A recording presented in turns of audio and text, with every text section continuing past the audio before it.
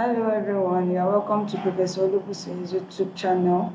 In this video, I'm going to be running you through how to submit your assignment on Google Classroom. So if you have your course here, you'll see here we have Probabilistic Graphical Models as the course. So here is the stream where announcements have been made, where you'll see notifications of new assignments. And if you go to Classwork here, you'd see that you have different sections. You have the section for assignment, you have the section for materials, you have the section for quizzes and all of that.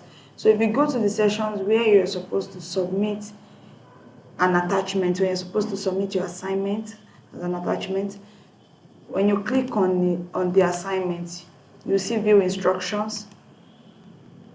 So if you see here, you see your instructions for the assignment, and at your right hand, you'll see that you have where to attach your work. So if it's a picture, like an image, you can attach here.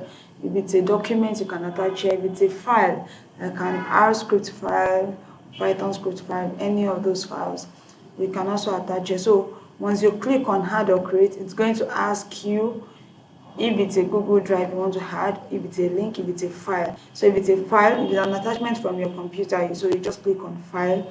But if it's something on maybe Google Sheets, you come down here. So let's click on file. So if you click on file, another window will pop up where it's asking you to put the file. So you can either drag the file or browse the file you want to submit. So if I click on browse, another window will pop up, and then you would be allowed to make your selection of the document you want to attach.